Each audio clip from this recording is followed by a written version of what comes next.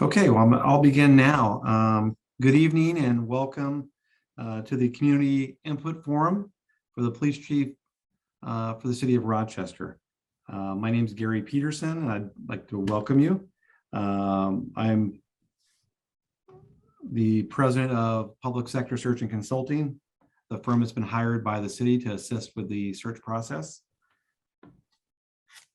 Just by way of information, our firm strongly believes in an open and transparent search process. Over the past 4 years, we've helped more than 40 entities, cities, colleges, universities, special districts with their search for the new chief and subsequent selection process. Some of those cities include Albany, Syracuse, Beacon, Long Beach, New York, as well as currently the Metropolitan Transportation Authority, which serves New York, New Jersey, and Connecticut. I want you to know that Rochester Mayor Malik Evans has authorized and approved our community engagement plan, which includes these community input sessions. This is the 4th session. And also we've had and are having smaller focus group meetings and a community survey and police department survey. The community survey is well over 750 responses, and the police department is holding steady at 200 responses.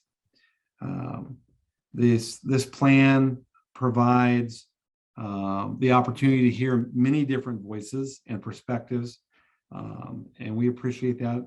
We want to recruit candidates who can address the challenges and issues that this community faces.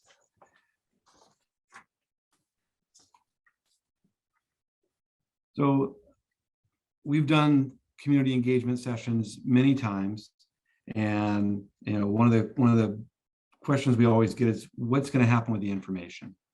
And so I want you to know that the information you provide and that has been provided by other groups is going to be used to help develop the position profile.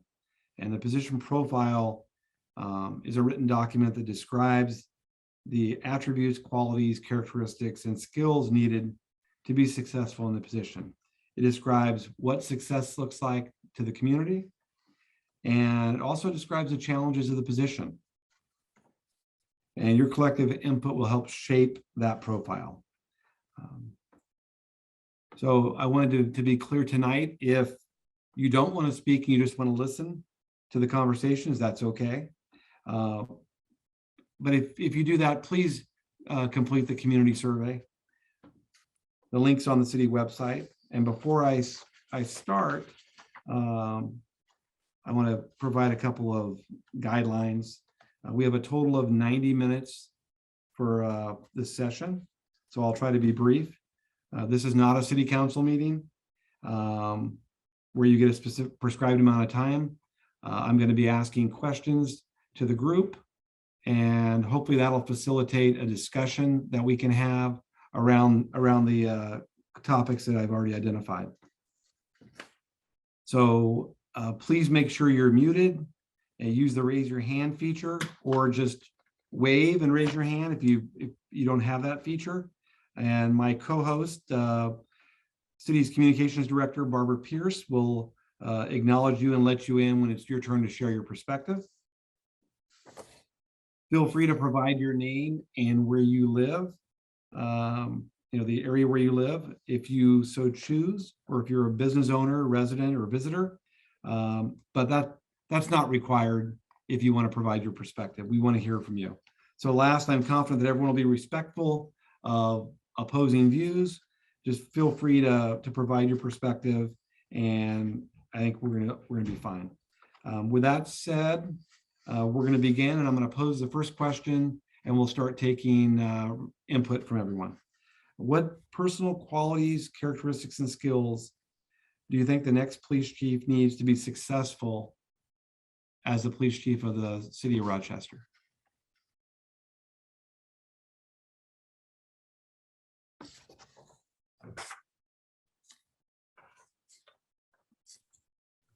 Now you can find your hand raised under the reactions button at the bottom of your screen. You can click that if you wanted to raise your hand via Zoom, or you could literally raise your hand. And Gary, I do want to point out that one of our Hollywood Squares here has several folks attending from the North Clinton Avenue Business Association. So that's what that group is there. And of course, any of you can participate, just simply, piping in, raising your hand, and then you can ask your question as well. Thank you, Barbara. I saw that in the chat as well. Oh, good. Thank you. So again, personal qualities, characteristics, and skills that you'd like to see in the next chief.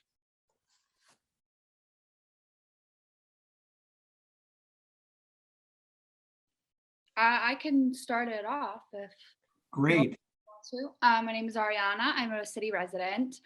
And my day job, I work for the New York State Senate. And I'm also a political organizer outside of work.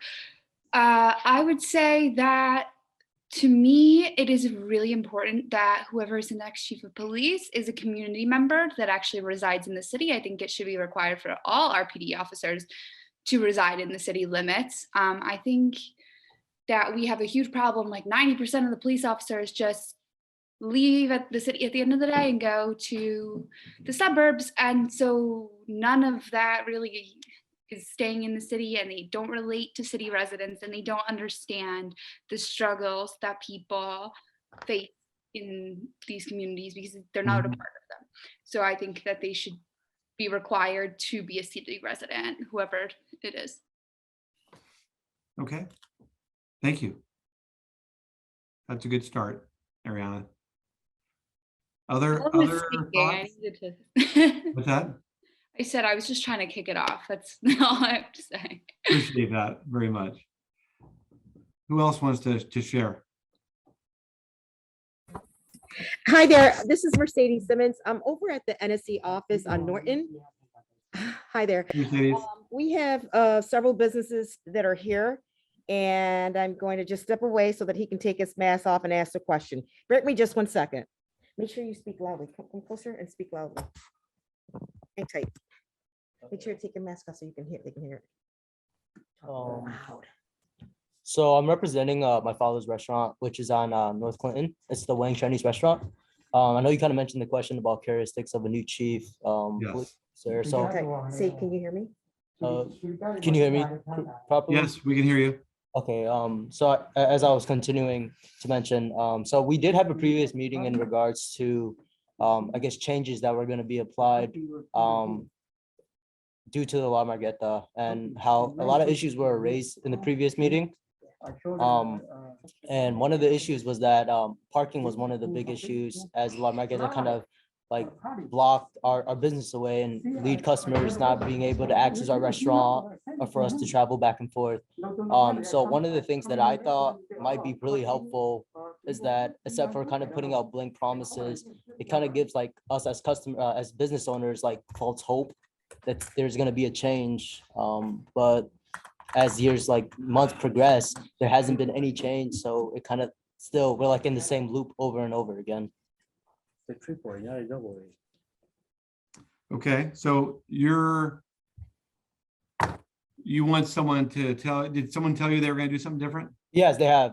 So we did have a meeting before, and we were promised to have like a sign that's put up for 2 dedicated parking spots for our for my father's restaurant. And still to this day, there has not been any of that. And on top of that, we was also only notified that there were only going to be two times out of a week of a La Margueta party. But it's been consistently this entire week. And not only that, they literally blocked our own access to access our own restaurant. So it has become a bigger issue than what it was before. And have you, just side note, have you called the police when it's happening? Yeah. And what do they And say? they tell us they told my father there's nothing they can do about it. Huh. Okay.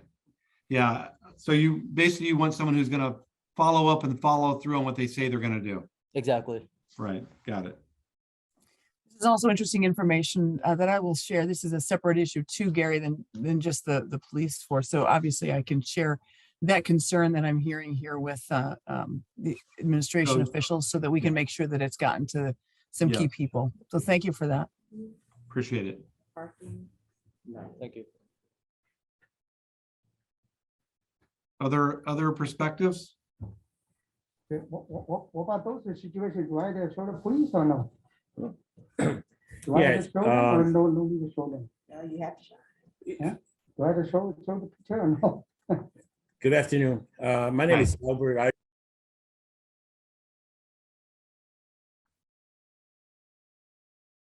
Or if you're talking, you cut out.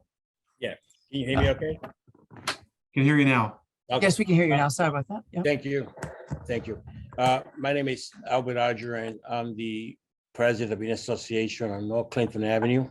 Mhm. I've been here as a volunteer since 2005. Great. And the challenges that we have faced in 2005 are the same challenges we're facing today. It is these people who are selling drugs are taking over territory in front of our businesses. Like they own it. And unfortunately, some of the merchants had tried to discourage them that they need to move, that this is not an area to hang out or to either Right. do your illegal activity. They get threatened by them. Just a couple of years, one of the gas station owner did ask them to leave, and the way home, he got beat up. Constantly they get threatened. So they feel like they're investing money in the city and they're bringing goods to the community to Mhm. be able to be served, but they also feel their life is in danger as well. And pretty much they put the pressure on the merchant, say it's your responsibility to move those people. But what they don't understand that these merchants have to work here 24 hours or 7 days a week, that they feel not safe doing business. And I think that's the model that I think we need to change. How do we come up with new legislation that the police will have the authority to remove people from areas such as this on selling the drugs and taking over hostage their businesses? Because what they do the businesses, because that's where they hide. When the police come, they go inside the store like they're buying something, so that distract the police from them knowing that they're selling drugs. So I know that it's a long journey that's been happening. I know it's a lot has to be done about it. I think we're gonna have to have massive meetings about it. But I just feel that our merchants don't feel safe anymore coming to, a lot of them ask me, they want to leave. They don't want to do business no more. So I hate to see that. I hate to see that happening, and. Right. So and what I'm hearing, sir, is you want a police chief that'll work with the merchants and develop strategies to get the drug dealers out of your parking lots. And That is correct. for your That is business. correct, sir. Okay. Police presence. Hold on, there's a comment coming. Very good. Thank you. Did you want to make a? Thank you. Thank you. Mercedes, is there more on your side? Because we've got someone with I their hand believe up. there's two more comments. Okay, This is Valero, owner of Valero Gas Mhm. Station. Yeah, Hi. we just need more police officers, in the area. And recently, for the last couple of years, we don't see officers, probably they are busy. I know they are busy, but for the owners, it's very hard for us, to go out and fight with the drug dealers. More or less, they're taking out our Right. business because nobody want to come. If couple of dealers are standing there, nobody wants to come. Mhm. Right. Day by day, our income is going down. So, Can only sustain that so long, right? sorry. Right, You can only sustain that so long. that's right. Yes, that's right. Yeah. Dealing with COVID, right? After Right. If it keeps continuing like this, probably we might close and go. Right. We need officers in the area. Great. Okay. Thank you for that. Okay, and Another then, comment? yep, just one more comment, and this comes from the jewelry store on North Clinton Avenue. He wants to see a chief of police that's invested in both the commercial corridors and neighborhoods to be present. You know, they want they want them to have a presence, come to the meetings periodically, and provide updates. They say they feel that there's been a major disconnect, and it isn't just 1 or 2 years. It's been happening for many years, and they feel that, you know, there's just a major disconnect. They want to be part of the community. They want to be part of Rochester and changing the narrative for Rochester. So that's the last comment that came from the jewelry store. Okay. Yeah. Oh, Thank you. Again, Albert Arger, President of Business Sure. Planning Association. It seems like a police department is not increasing but decreasing. And it seems like more money is going to, $5 million got approved for the police review board. And only 30 police officers got approved to go to the academy. So how is police gonna continue to keep up with the crime when the police department continue to decrease?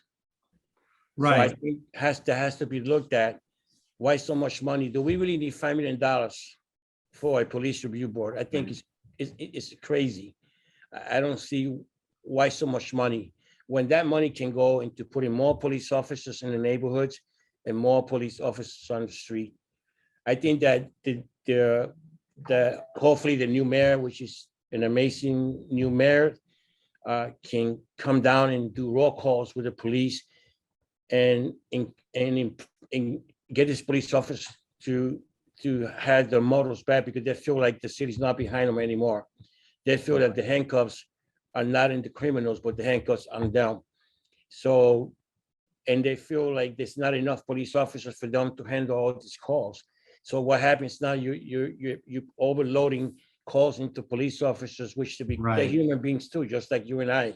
Of course. And they become depressed and they become tired, and they, you know, so we need to make sure that the new chief understand that do we have enough officers to handle this many calls, Right. so that our police department could be a healthy environment for them, so that they can do well in their jobs. So that's something that $5 million, I don't know how city council approved it. I'm totally against it. I'm not afraid to say it. Sure. But I think city council needs to get themselves doing the right job and see where the money needs to go, Great. more than where it's not going. So what I'm hearing is you want a police chief that will come in and evaluate their staffing Correct. model, And and it's make not sure that they have enough police officers. It's not enough police officers to really handle the overload of calls that they're getting. Right. And is it not enough, or are they, how they're deployed, just to make sure they have enough to handle their calls, right? That's it. Okay. So eval. are there any other questions before we end over tonight? So I think Oh, the sorry. violence, there's a lot of violence going on as well. I think it's affecting businesses as well. I mean, I know violence is not, it's You're right. huge, you know, I know it's, Mhm. and if there's a way, you know, they could do something to maybe get, I mean, it has to go back to gun laws in the end, but Mhm. they gotta do something about violence. It's going too high. Yeah, and the It's guns, really amount of crazy, guns that yeah. we're seeing out there. Something about that, and how businesses, a lot of times, you know, people are scared to come out. Right. when there's violence going on. So reduce violence.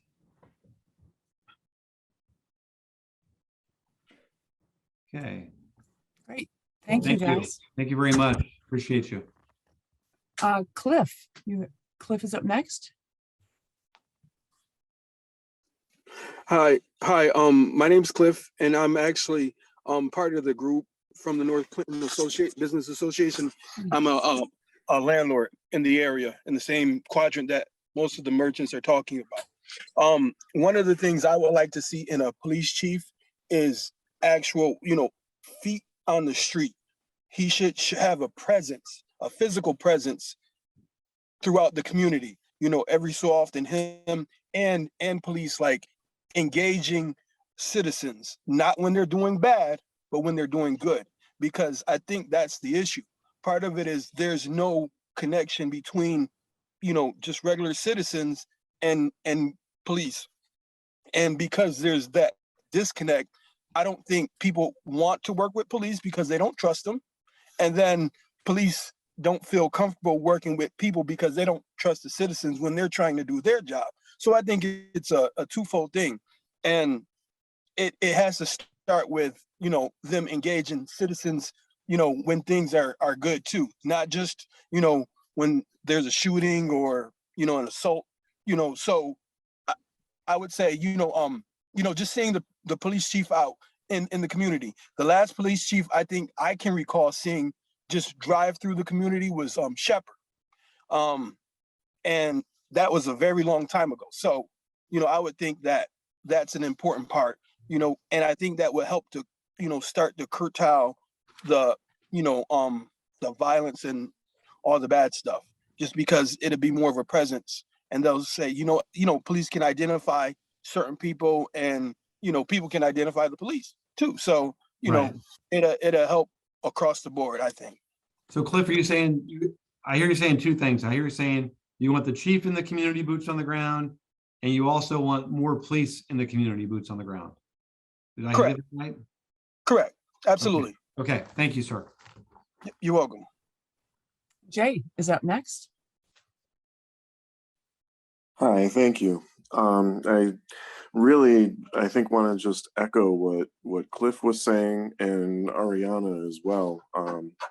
I have been a resident and a landlord in the Beechwood neighborhood for the last 10 years or so. And I remember maybe 4 or 5 years ago, there was a push, at least in the media, you know, talking about, you know, police being more active in the community, getting to know the residents of the community.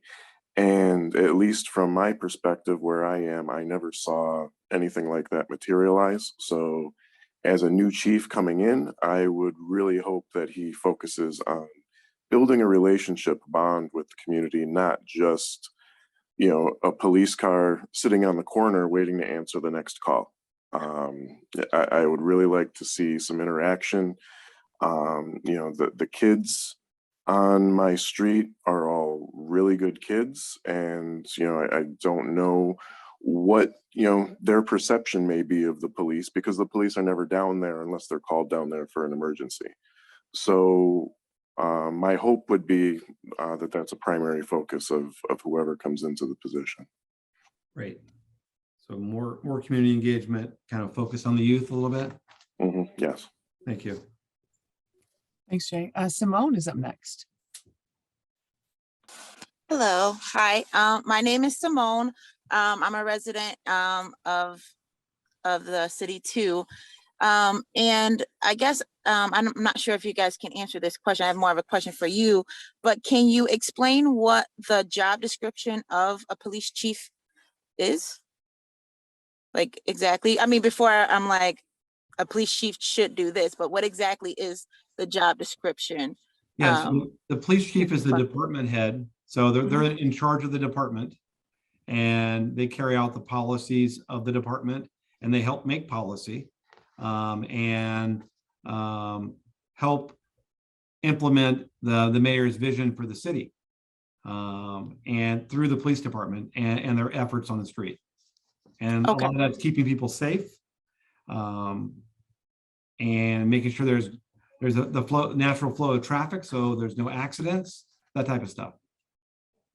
Okay, all right, thank you. So with that said, I think I would like a police chief to be a problem solver.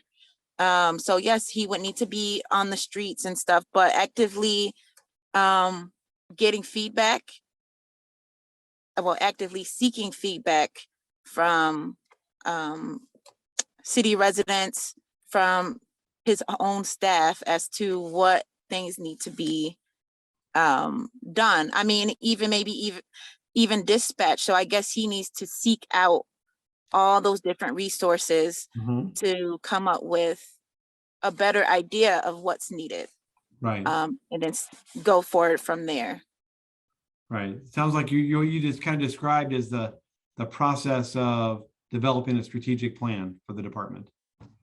Yes, yes. And I mean, another question to you, I don't know if you can share this also, but the last police chief, did he have to fill out an exit survey like most people? And if so, what were the things that? Yeah, you was know, on- I don't think he filled out an exit interview survey. Okay. But yeah, so I don't know, and I think the circumstances how the last chief left are public knowledge. Okay. Yeah. Okay. Okay. Thank you. Okay, thank you, Simone. Appreciate it. Other perspectives?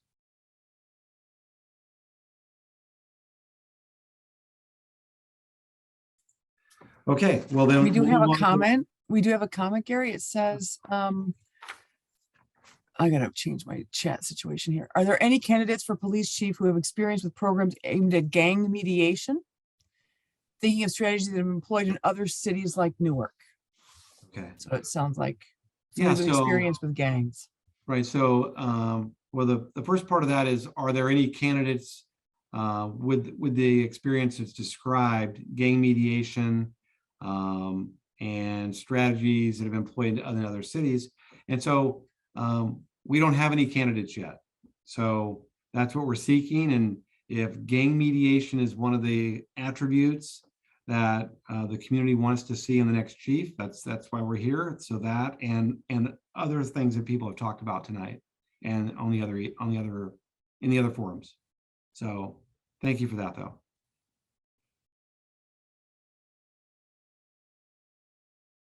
Any other attributes, qualities, skills that folks think that the new chief or the next chief needs to have?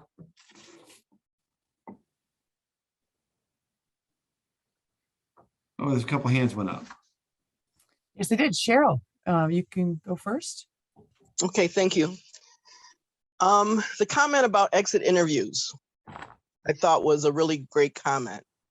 And I'm saying that because I think we have an opportunity to learn from people that had the best experience in the past with what the city's challenges were, what worked when they were here.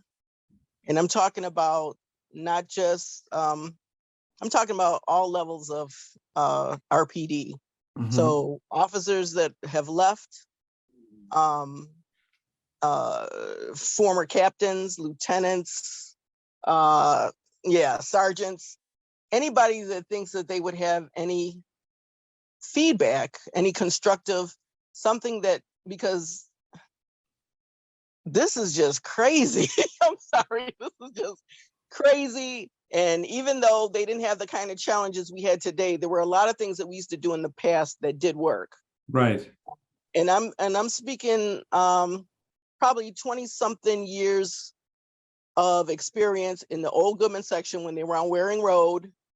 And we just had great captains that really included the community. We had I think we had the #1 PAC-TAC group years ago. We had a lot of community engagement. And it's not just Goodman section, it was across the city. And I'm heartbroken when I see we've got a whole generation of officers and staff that have no clue what that was. And they Right. don't know what it is today. And that hurts. It really hurts because we did a lot to get where we were. And then, with the reorg and all that, a lot of stuff got torn down. So we have to start from scratch, almost from scratch again. Right. And I don't know, I'm not giving up, but I'm just saying, I know they have, that's a great opportunity because these were some really good people that we were working with. And I know they cared just as much about the city, as anybody else. And Cheryl, you're 100% correct. Because, and everyone on the call, I think I said this in my opening, that there is a survey, department survey and community survey, and several former officers have taken the community survey Okay. and provided feedback that is akin to an exit interview. They've given their perspective on what they think the next chief needs to do to be successful. And a lot of it was around community. Yes, So, yes. So thank you for bringing that up. thank you. Thank you. So Thank you. Simone, you're up I'll leave next. it at Oh, thanks, Cheryl. that. No, I'm good. Thank you. Thanks, Cheryl. Simone, You're you're up welcome. next. Kind of going off of what Luann wrote in the chat.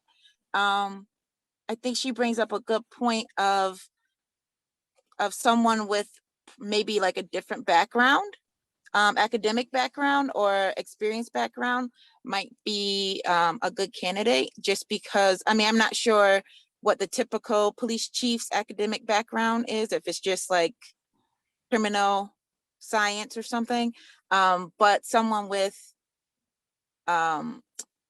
diverse background in education and experience, just because it will bring a different mindset and thinking on how they think and perceive things. Right. So yeah. Thank you. So a diverse background. I know I'm a social work student right now, and I know a lot of people have gone from social work to criminal science, and they kind of like go back and forth. Yeah. And they usually say, oh man, I didn't think of this in my criminal science classes, and now it's a different perspective. So that can just bring a lot of different leadership skills and strategy building skills. Certainly can. I was a sociology major, so I get that. All right, Selena, you're up next. And you're still Oh, muted. you're on mute, Selena.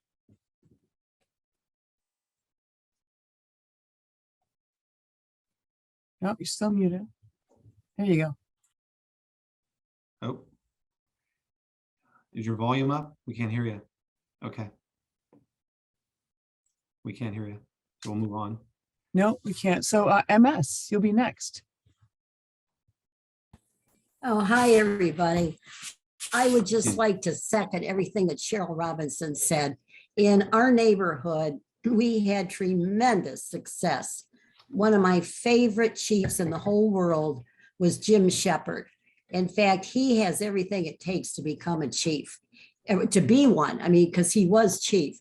We went on walks up and down our East Main Street. That was from Culver Road to Winton. And I am telling you, we went in and out of the businesses, in and out of the different residential properties. We would have like 5 or 6 of us with Jim Shepherd, who was then the commander, but he really knew community policing. Mhm. And I want to tell you, because of all this walking up and down these streets, guess what? We got rid of the drug dealers on the corners, because we had a really serious situation going on, but they were removed. And then I'll never forget the day when Jim said to us, we're standing out in the front yard of a house, and he said, I want you to rent the property across the street. We said, oh, that's what we're supposed to do? So guess what? We took it very seriously. That property had already been rented.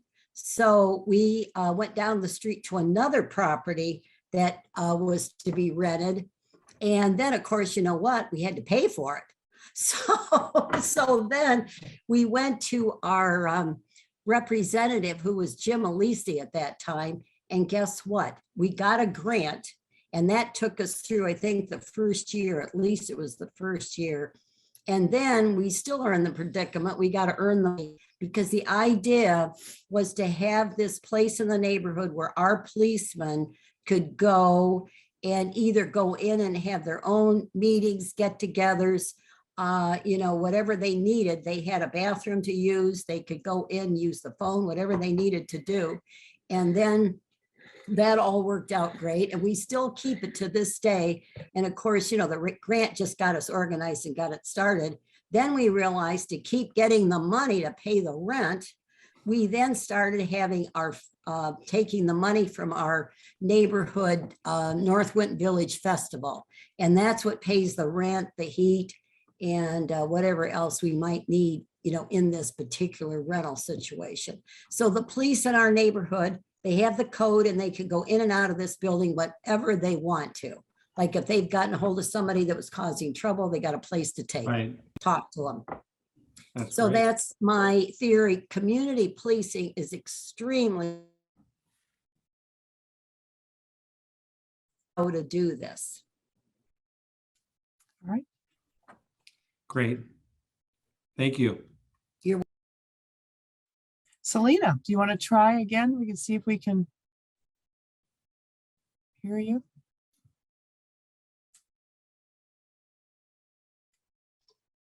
Can you hear me now? Yes, there you go. Yeah, I think I was able to fix it. So I don't have a comment right now because a lot of the ones that I wanted to make comments to have gone by. So I'm just going to sit back and wait for the next one. Okay. Thanks. Linda. Okay, other perspectives?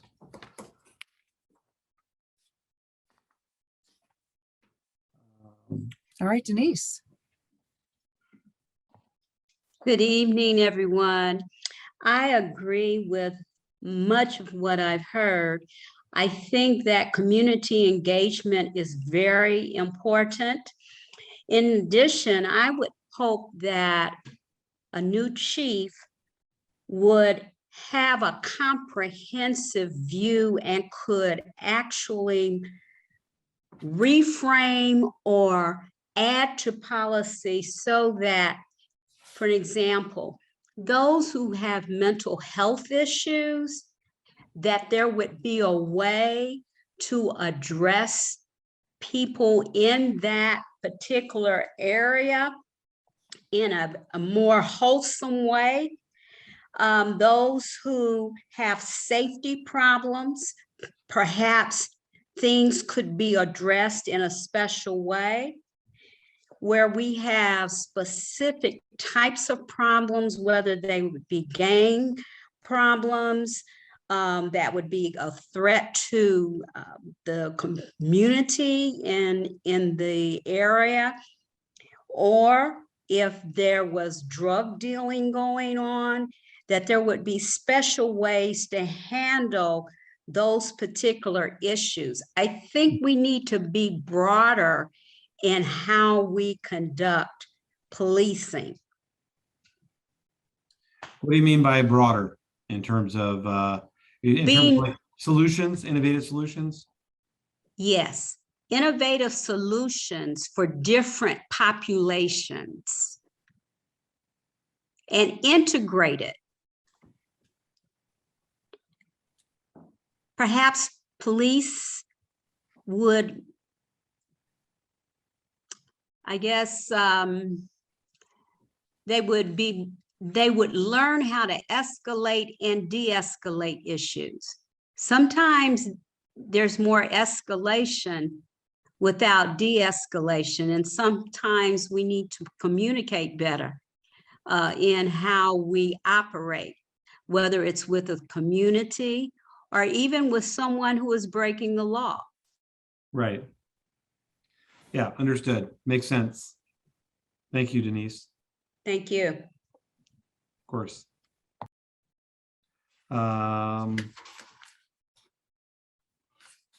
So again, what doesn't the next leader of the police department need to accomplish for you guys to deem that individual successful? Gary, we've got a comment talking about a past chief. Looks like Cedric Alexander was perfection. He had the background in psychology and mental health that made all the difference. And then there's a request to consult with him. Yeah. Yeah, I consult with Cedric all the time. So we're actually working on another project together. So I will definitely reach out to him on this issue. Thank you.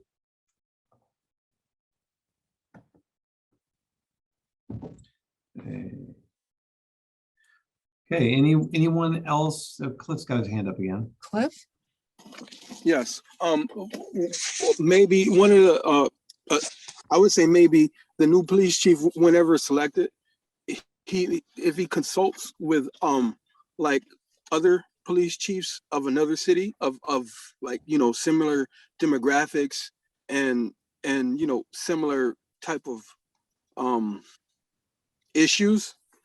And he can, take those things and bring them back to our city to help and, try to change the culture of policing. Cause I think that's a big part of it is the culture, like a police athletic league or something, some type of, engagement with the younger, youth, so that a lot of it can be maybe stopped before it begins. Great. Thank you. You want us to- Selena? Oh. Mercedes, we'll come to you right after Selena. Selena, Okay. you're on mute. Selena, There you go. right? It's my turn. Go ahead. Yep. Okay. I would like the next police chief to get a real hold on his police officers using deadly force, excessive use of force against primarily Black men, women, and children. I think last year we had a problem with a police officer with a little 6-year-old girl, kind of putting handcuffs on her and eventually pepper spraying her because she was having a moment of, clearly she was having some kind of emotional problems. So now I think that what would have been really, really appropriate, and I see white police officers do this all the time with little white children, if they could have, to just pick the little child up and talk to her and, try to calm her down, because, the way that the police officer dealt with that child, they could have called me and I could have handled that. And it would have, happened the way that it did. So that's one real important thing. And Okay. And could I take this opportunity to, the very first person who spoke, it was a female, it was a lady, and she said that she thinks that the next police chief should live in the city. And I wasn't, my sound system wasn't working then, but I totally and completely agree with that. And we don't want them to live in Pittsford and just have an address. We want them to, if they want to be the police chief, there are beautiful houses and homes in the city, live in the city for real and don't try to fool the people. And Barbara, do you know if the charter says they have to live in the city? I believe it does not. I think that's a state regulation, a state law, I believe, based on me talking to the legal team. I'm new in my position, only a month in, but from what I understand, it's because of a New York State regulation, but I need to learn a little more about that, but yeah. So it is not required. So we prefer the chief to live in the city. Could I have one more comment? Of course. Does the police chief do anything around hiring? Yes. So is he the final person that does the hiring? I'm speaking in general terms because I don't know for Rochester, but generally there's a civil service list and people get hired off that. But the chief usually is the hiring authority for most police departments, where they do all the background gets done and they say yes or no. And the final add on to that, I would really like to see police officers reflect our numbers, African Americans numbers in the population. And right now, and I don't think it's ever been, equal to our numbers in the population. Right. So next up is North Clinton Business Association. Yes. Right ahead. Yes. And the question and characteristics of what we like to see in the police chief, to be quite frank, aggressive. My name is Raphael, owner of R&R Grab and Go on Clinton, 776 North Clinton. Clinton and Robert. Seeing the amount of violence and seeing the amount of folks just committing crime day after day, hour after hour, and nothing happening. And police officers ride up and down the streets. I know there may be a lot of politics and bureaucracy behind that, but it's incredible what I see in an 8, 9 hour, 12-hour day, looking out my window, and it goes on day after day, year after year, month after month. You would think it would be a reality show or a TV show or like a prank camera. So, I mean, me per se, personally, on Clinton Avenue and being a small business owner there, I've been there now going on a year. It's been a lot of hardships, a lot of ups and downs, and all due to the amount of violence, to the amount of drug use there, and just hoping we can see a police chief that can be aggressive to combat crime. And clearly we've seen that we have officers that can be aggressive in other areas that causes a lot of news attention, and areas where we can see them to be aggressive, where it needs to be aggressive. Sometimes we don't see the aggressiveness there. So from my point of what have I experienced on Clinton Avenue, wanting to see that aggressiveness, and in the right area where it's needed to combat crime that is so obvious. I believe a 6-year-old can see it, that what in the world is going on here. You can see that it's completely wrong. You know, it doesn't take an adult, it doesn't take someone that's educated, it doesn't take someone to even have common sense to see the amount of crime and just horror that happens on Clinton between Upper Falls and Clifford in such a small city is heart-wrenching. It's hurtful. I have lost staff.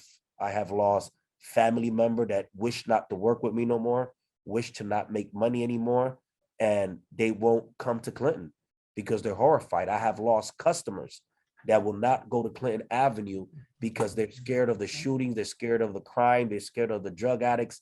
And it's just, for me, it's sad, it's emotional, and it's just a lot. And I know all parties, all departments, we have so much going on, and there's priorities of how we do things. But right, being on Clinton Avenue and looking for a new police chief, that's what I would like to see. Aggressiveness where it's needed, especially on Clinton, because I don't think there is a street. I don't think there is another part in this town. I've been in the city since 1990, since the age of 10, and I've been in some neighborhoods, but what we see on Clinton is movie. So are you not seeing, you say you see police driving up and down the street, you just don't see them engaging? Not at all. Not at all. And not at all. Not at all. I mean, unless there's shots fired or unless there's someone passing out on an overdose, they'll stop and pull over and attend. If it's shots fired, they'll stop. But right.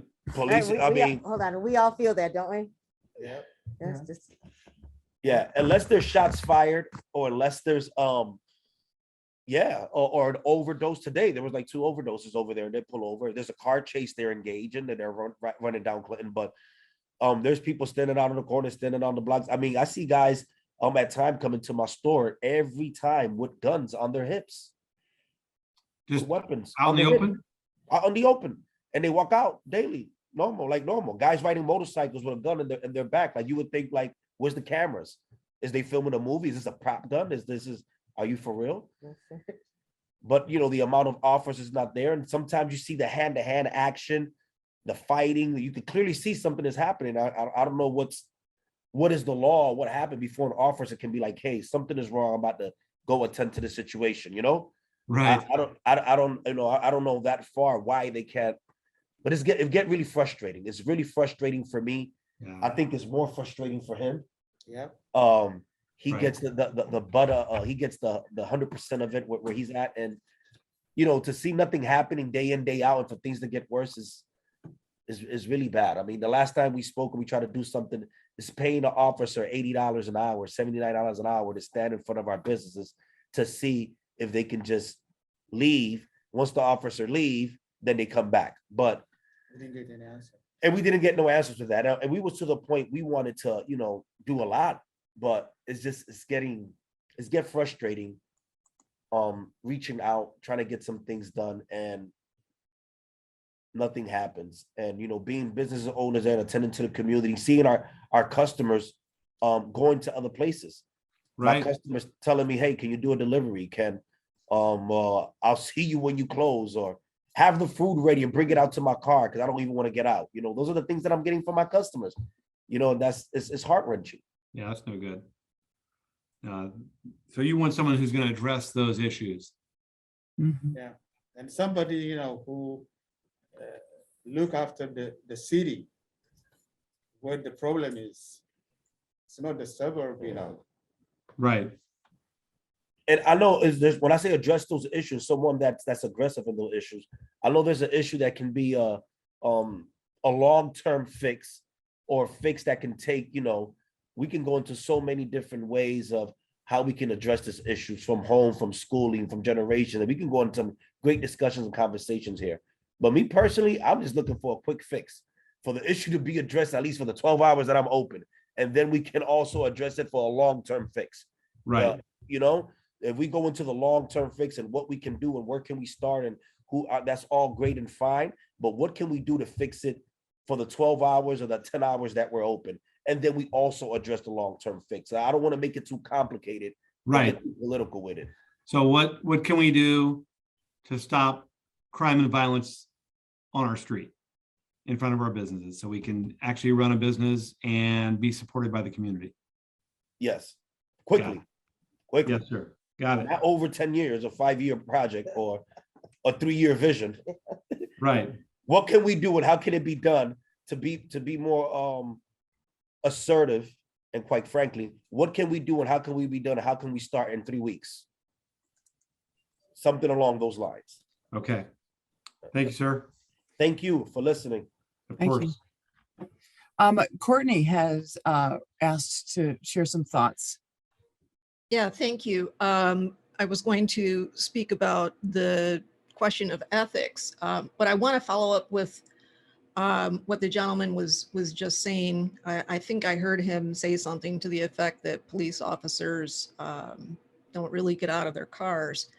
And that made me think back to when I lived in Indiana as a graduate student in South Bend, and what made it tolerable for me living in the city of South Bend. And I have to say, when I left Rochester, I was headed to Notre Dame, and I was joking with friends that I was going to Mayberry, and they said, well, better look out for the ghetto. And I said, there's no ghetto in South Bend.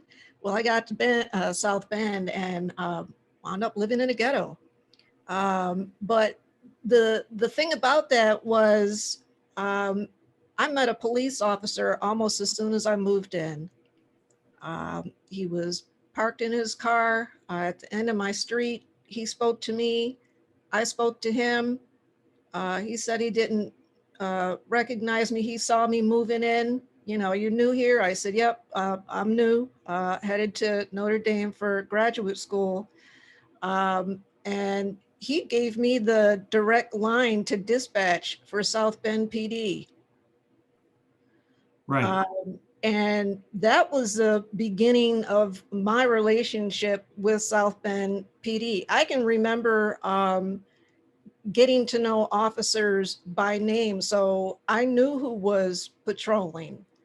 If I had to call 911 in the middle of the night and, said it's Courtney and I'm on Sherman, they knew who exactly was calling, and that I wasn't just calling about some nonsense. I could tell them that I just heard shots fired. It's 2 o'clock and I was on the back side of my house, and they could follow that direction and go where they needed to go.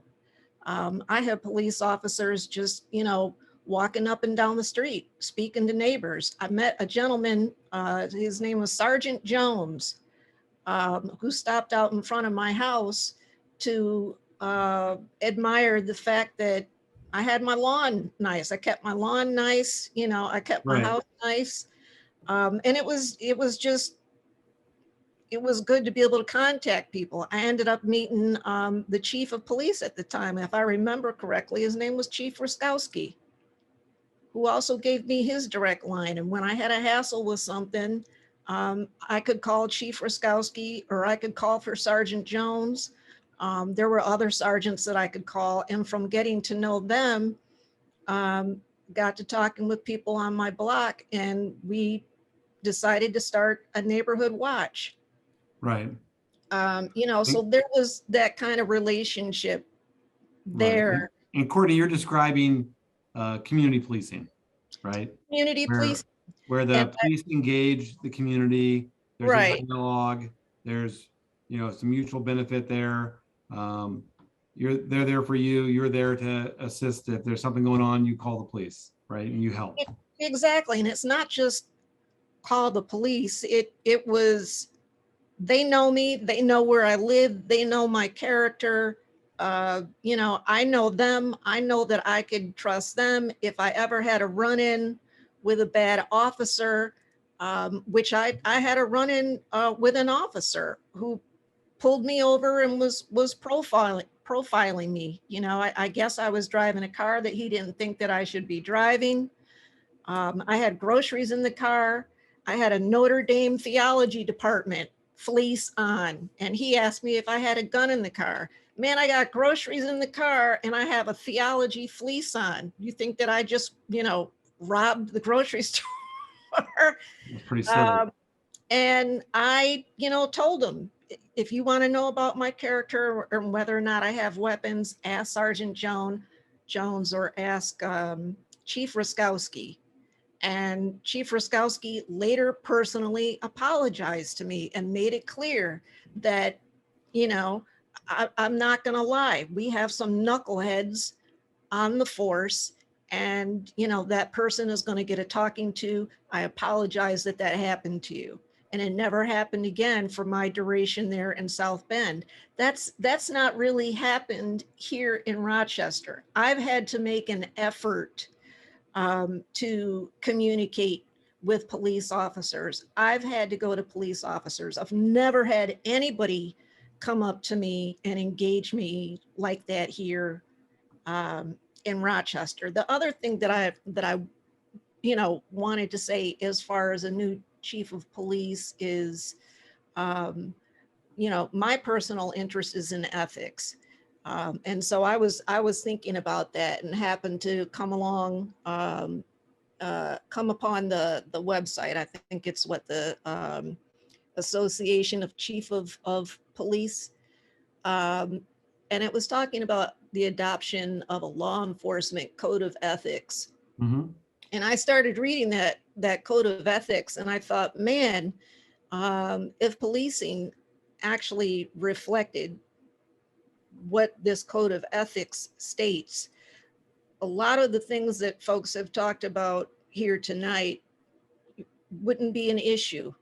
Right. As far as intimidation, I'll just read it. As a law enforcement officer, my fundamental duty is to serve the community, to safeguard lives and property, to protect the innocent against deception, the weak against oppression or intimidation, and the peaceful against violence or disorder, and to respect the constitutional rights of all to liberty, equality, and justice. And then this part, I will never act officiously or permit personal feelings, prejudices, political beliefs, aspirations, animosities, or friendships to influence my decisions, with no compromise for crime and with relentless prosecution of criminals. I will enforce the law courteously and appropriately, without fear or favor, malice or ill will, never employing unnecessary force or violence, and never accepting gratuities. And it goes on, but my thought was, Get off the phone. I would really like to see somebody who reflects that. Thank you, Courtney. Appreciate it. Thank you. We have a couple other hands up. Yeah, we do, Gary. And there's also a quick comment in the chat that says, I think the next police chief should consider a way to recruit officers in other cities and officer retention. So those are two thoughts there. Marilyn? Oh, what I'd like to just reiterate again is this issue of the police being on the street with the residents is extremely important. And also there's got to be good communication between the officers in the service centers working with the neighborhood, because like the other individual was talking about, once the neighborhood is involved, then the neighborhood has a direct contact with the police officers, And that's when you get things done. Because what happens when the police are really involved with the community and out on the street, not just driving up and down and getting out of there, what happens is the people that are causing all the trouble, they understand this is serious business and the neighborhood is not going to put up with it. And then what happens too is the people in the neighborhood know those that are involved with the police because of neighborhood association activity. Then they start calling and letting the neighbors know, and then the neighbors get a hold of the right policeman to tell them what's going on. Thank you, Marilyn. Great. Selena, you're up next. Wow, I've heard a whole lot. So business people are concerned about their business. So now I'm wondering what goes on in a police chief's head that he allows his men to use excessive force and, you know, nothing happens to them. They kill people, they beat children up, but where you live, they just drive by and they don't do anything. They don't say anything. So do they think that we deserve the crime in our neighborhoods? Now, I talk a lot about race, and I want everybody to be really clear that I think that our next police chief, if the criminals are Black, then they should be prosecuted as criminals. So, and in terms of how they deal with women in Rochester, we know that they don't respect Black women. Maybe white women get a little bit more respect than Black women, but I live on a street. When I moved onto it, it had that, and I didn't come from the drug culture to know what the traffic and all that looked like. But when I moved onto this street, there were at least 6 drug houses, but I didn't have any partners. And I knew not to confront them because they would look at me wearing eyeglasses and think I'm a pushover. So I had to be surreptitious, but you know, I worked with it, but it took more than 3 years. It took more than 7 years. It took more than 10 years because the street had to get a reputation that, no, you can't do that anymore. Because before I moved onto the street, yeah, they had been doing it for years, but after a while it got better. So, I mean, a police chief, he has a big job, and he has to look at it for just the way that it is and not turn his head and, you know, act like his men are not really policing some people. But when we want them to police people, we can't get them to come to tell somebody, you can't play that loud music like that, or you can't drop this trash on this street, or, you know, things like that. Okay. Great, thanks. Thanks, Selena. We've got another comment. Create an environment for police officers to be motivated in this challenging time. They may not be responding to crime because they are afraid. Everyone has cameras. We'll bring it to the media. Keep recruiting more officers. We have a lot of crime and we need police officers. So that's another comment. Another, Cheryl noted, it's about relationships and building relationships. Can we get back to that? We can begin to grow and flourish again. And Mr. Turner has his hand up. I think it's your hand up on here. Hello, how you doing? Pretty well. How you doing, sir?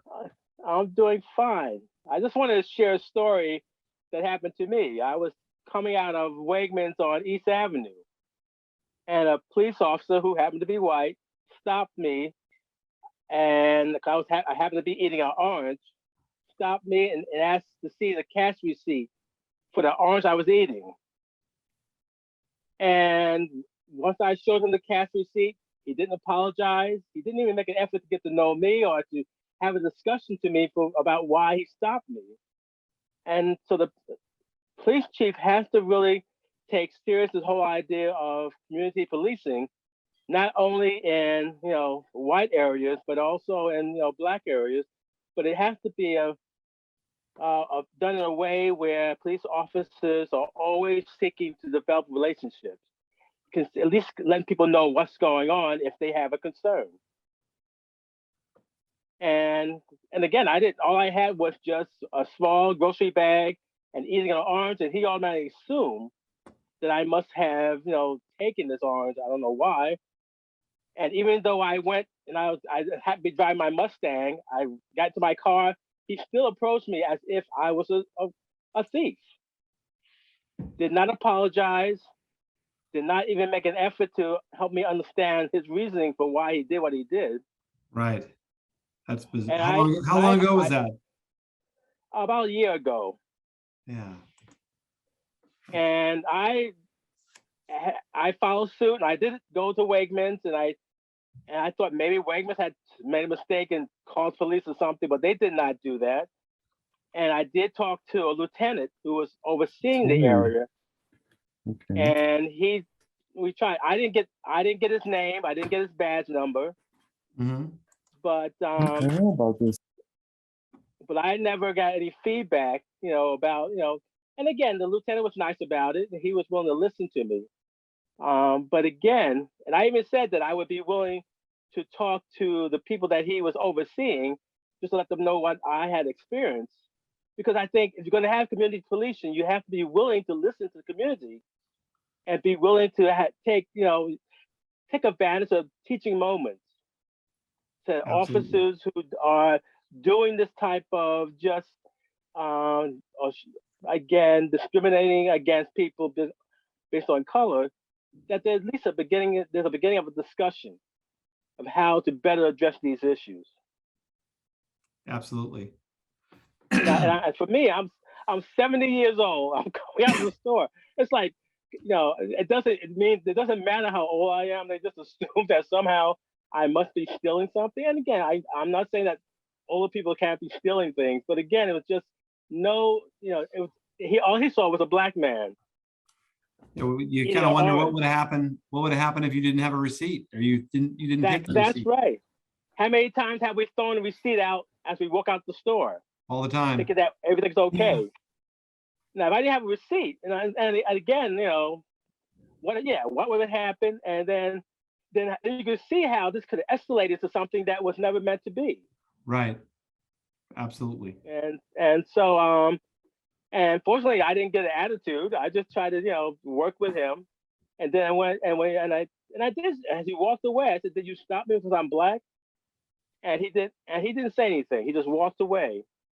But again, for me, community policing is about, even when you make a mistake, how do you turn it around and make it a positive? How do you get to know and the person that you're talking to, apologizing, and finding ways to connect, right, and to help them to realize that, hey, maybe this is what's going on in the community, and this is why I might have stopped you.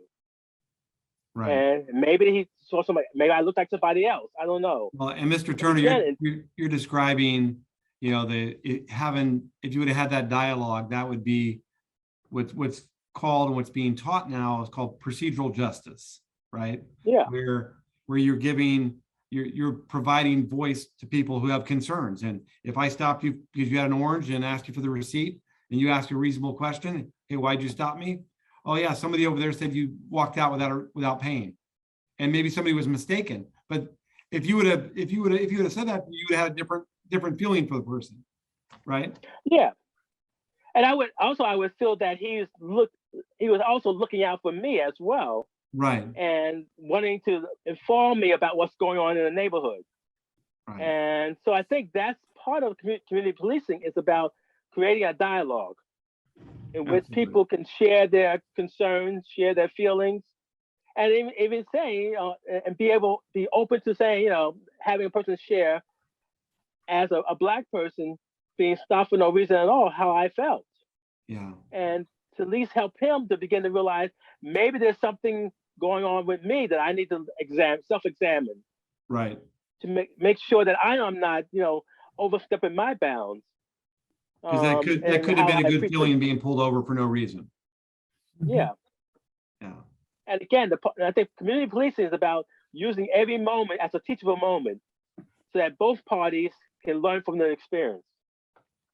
And my hope is that the police chief will make an effort to really not just give lip service, but to have police officers, be intentional about how they talk to people, how they stop people, how they, again, reach out to, how they address issues with people, that the end result is that how do I develop a relationship that we both benefit from? That's great. Thank you, Mr. Turner. Thank you. Andy, Thank you're you. up next. Andy, go ahead. Can you hear me now? Yes, we can. Yeah, okay. About the police chief and qualities. I think that first, the police chief should be a man because most police officers are men. The second quality, especially with spike in crime rate and with some of the things that a previous speaker referred to that happen on Clinton Avenue and so on, I think that police need to be assertive and tough on crime, but also at the same time disciplined, even-handed, and compassionate. It's a difficult assignment, but I think that the chief would be able to set the tone, and he needs to have qualities that would allow him to do both of those things. The third point about the police chief is that it needs to be a good communicator. That person needs to be a good communicator. It needs to be able to practice good public relations. Number one, within the police department, within the ranks, with police officers themselves. Secondly, with residents and community leaders, because that's very important in today's environment. And thirdly, with the media. So the person has to be presentable and able to get points across to a large group of people. And of course, that is through the media.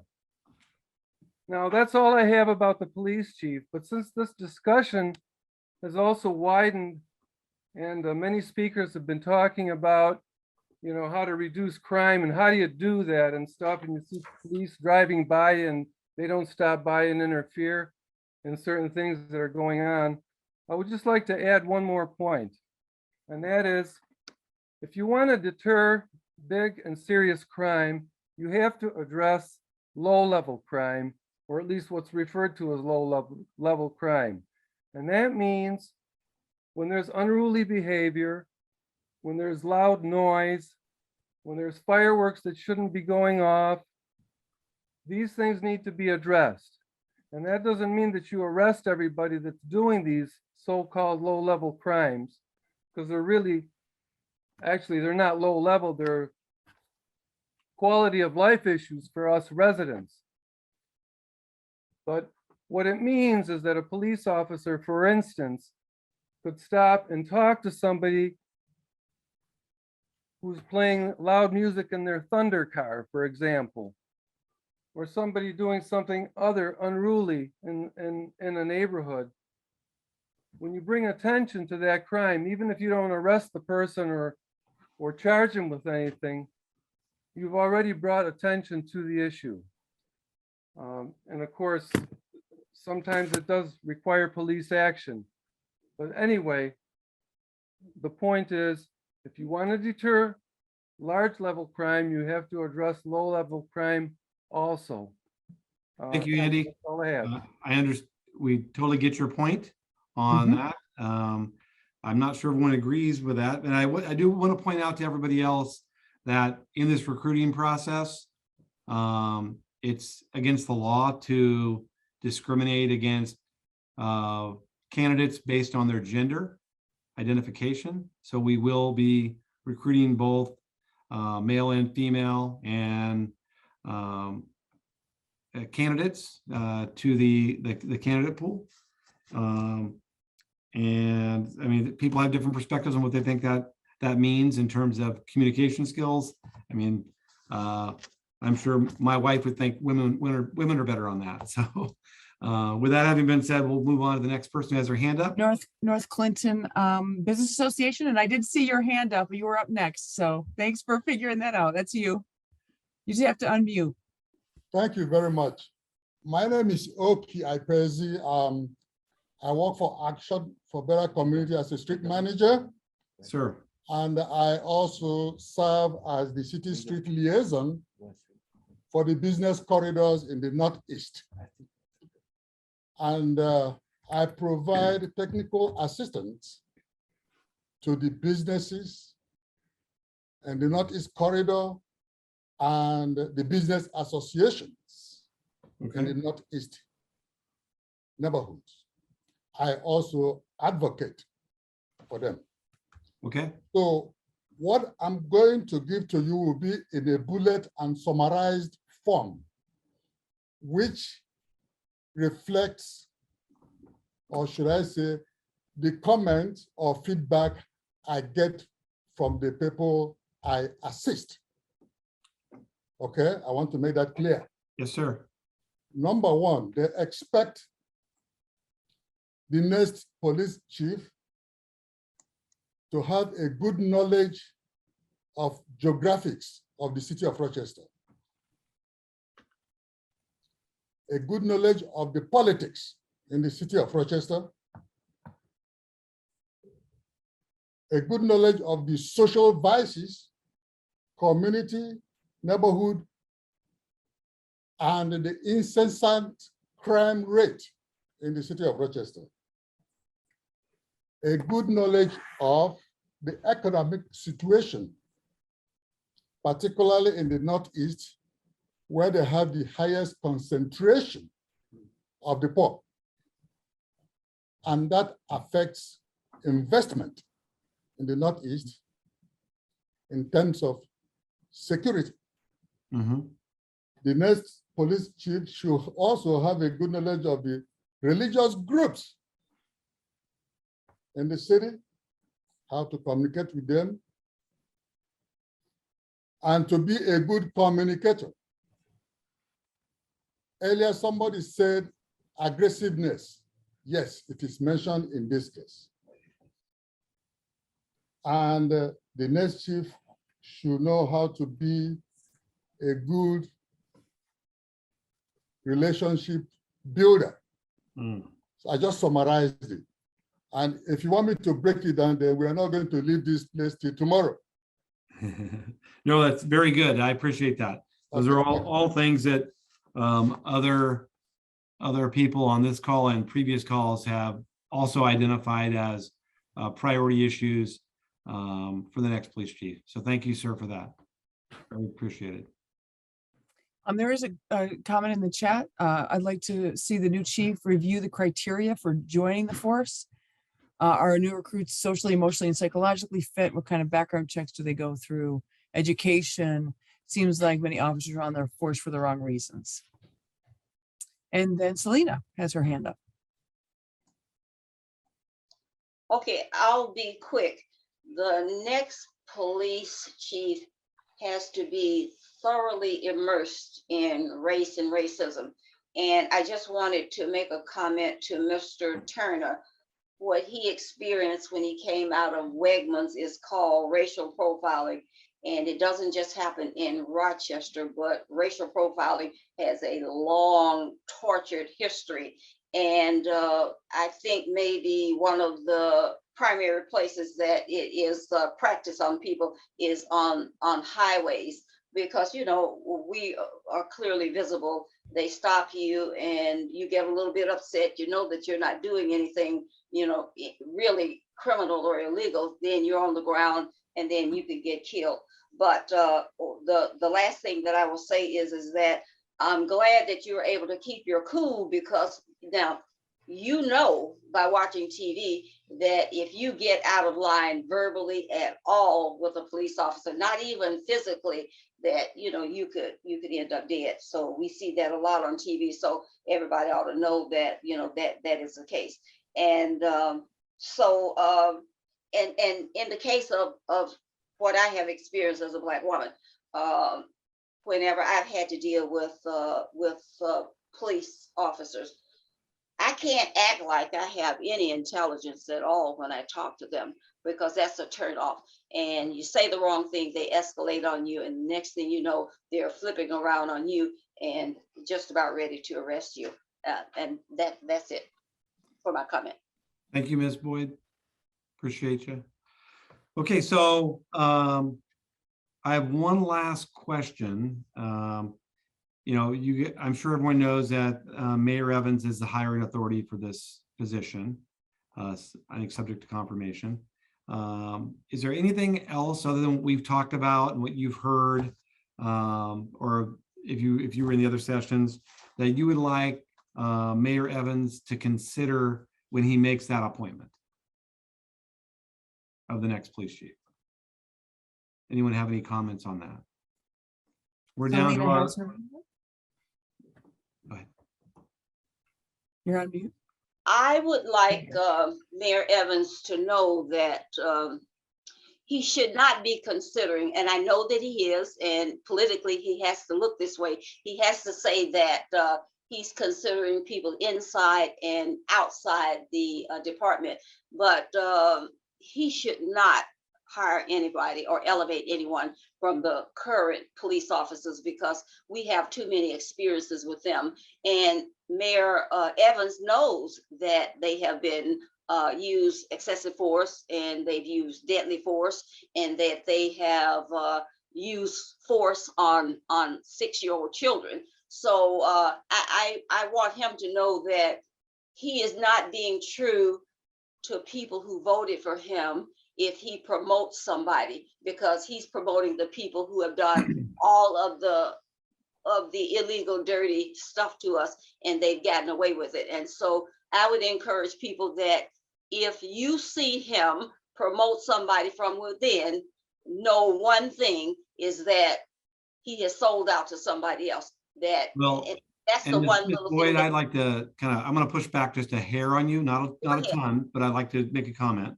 I mean, your comments about the use of force and handcuffing kids, you're attributing that to the entire department. Yes. Right? And we're talking about individuals. So how do we reconcile that with painting a broad brush of all of this, whatever happened is all police officers and all command staff members versus an individual? Okay, I'm ready to answer you.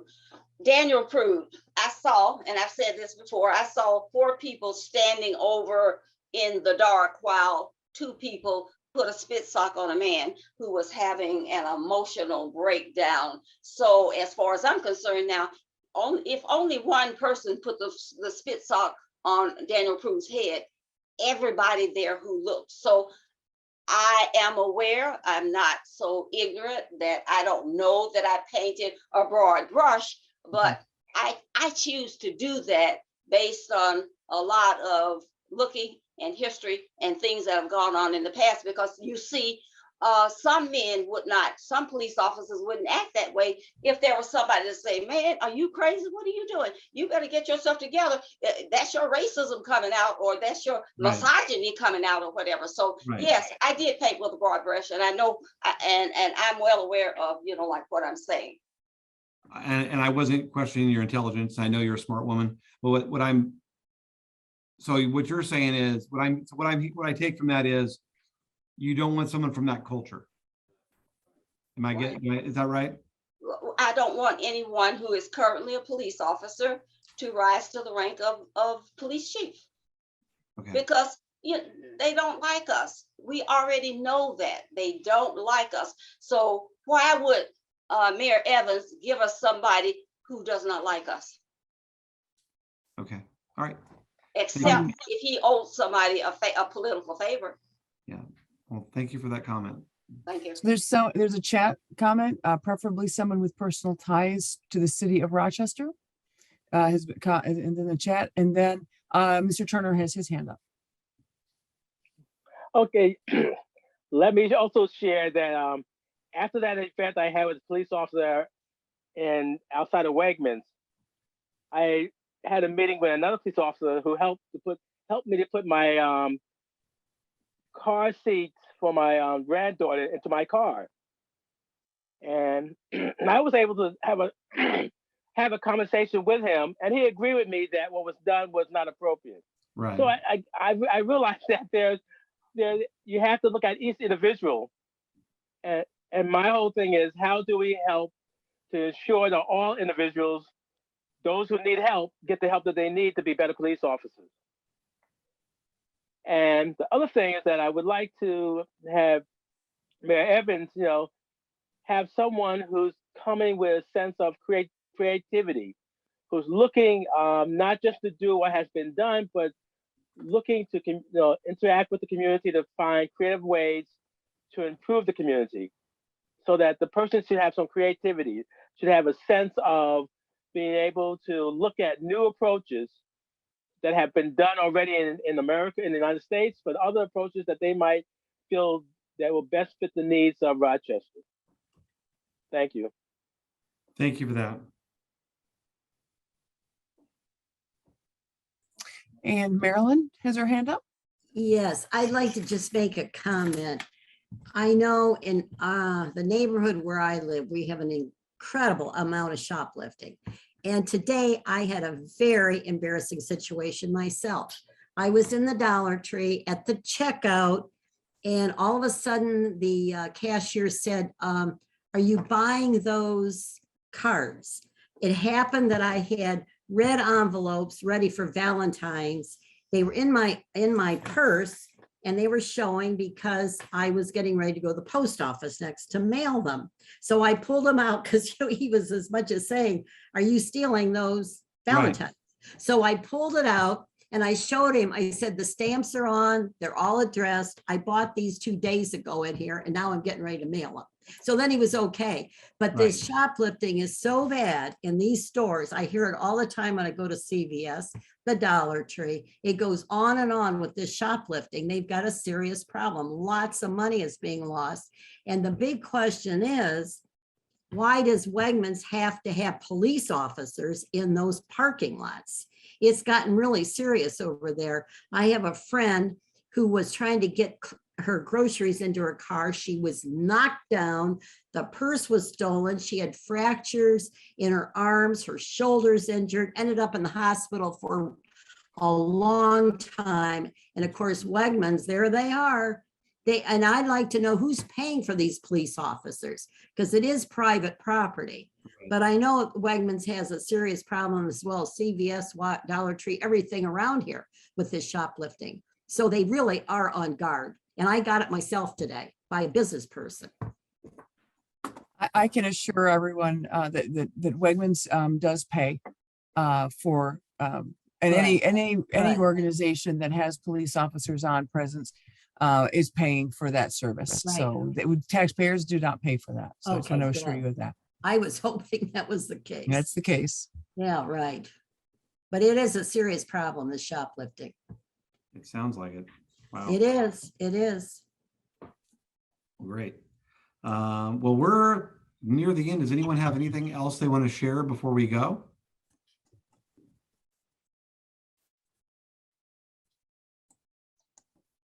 Seeing no. Oh, go ahead. Thank you for another good session. Thank you, Ms. Boyd. Appreciate you. The chat, there's been quite a few things going back and forth in the chat. We are saving the chat. Oh, I see in here, police chief will have a good relationship with the city council and the mayor. So we are saving the chat. So if I wasn't able to read your comment aloud, know that Gary and his firm will get the chat as well as all of his notes to consider as they're putting together the profile for our chief. Can I just add one more thing quickly? Yes, ma'am. I just want to make sure that the next chief of police knows his own mind apart from the Locust Club or whatever it's called, the union. I understand the importance of the union. I understand the importance of unions. Right. But I want the police chief to be the police chief and not the head of the Locust Club. Absolutely. Thank you for that, Courtney. Thank you. Appreciate it. And I want to thank everyone that attended tonight. Your input's very valuable and will be helpful in assembling the position profile.